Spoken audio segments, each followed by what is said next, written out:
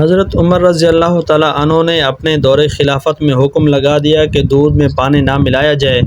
اس کے بعد ایک رات مدینے میں گشت کرتے ہوئے جا رہے تھے کہ ایک عورت کو سنا کہ وہ اپنی بیٹی سے کہہ رہی تھی کہ صبح ہونے جا رہی ہے، کیا تو دودھ میں پانی نہیں ملاتی؟ لڑکی نے ماں کو جواب دیا کہ میں کیسے دودھ میں پانی ملاؤں جبکہ امیر المومنین نے منع کر دیا ہے۔ ماں کہنے لگی کہ لوگ تو ملاتے ہیں، تو بھی ملا دے، عمر کو کیا پتہ چلے گا؟ لڑکی نے کہا ان کان عمر لا یعلم فالہ عمر یعلم، اگر عمر نہیں جانتے تو کیا ہوا، عمر کا خدا تو جانتا ہے، لہٰذا میں یہ کام نہیں کروں گی، جبکہ عمر نے اس سے منع کر دیا ہے۔ جب حضرت عمر رضی اللہ تعالیٰ عنہ نے یہ بات سنی تو اس لڑکی کی عقل پر تعجب کرنے لگے اور صبح اپنے بیٹے عاصم کو بلا کر تحقیق کے لیے بھیجا کہ وہ کون لڑکی ہے۔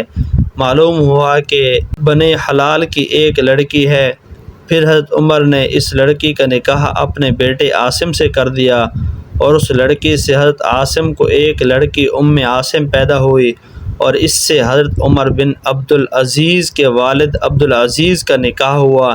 اس طرح یہ لڑکی عمر بن خطاب کی بہو اور حضرت عمر بن عبدالعزیز کی نانی ہوئی۔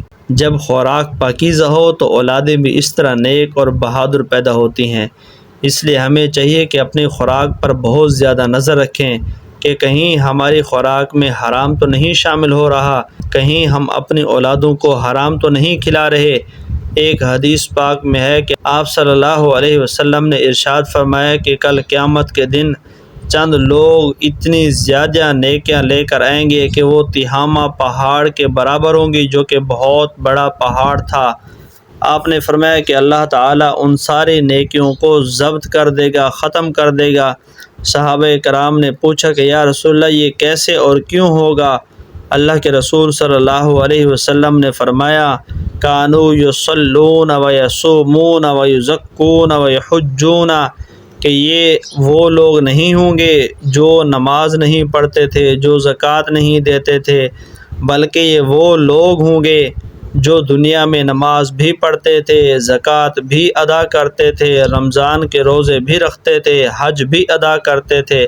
یہ سارے فرائض ادا کرنے کے باوجود آج ان کی ساری نیکیاں ضائع ہو جائیں گی۔ اس کی وجہ یہ ہوگی کہ وہ دنیا میں پیسہ کمانے کے لحاظ سے توجہ نہیں کرتے تھے کہ حلال آ رہا ہے یا حرام آ رہا ہے۔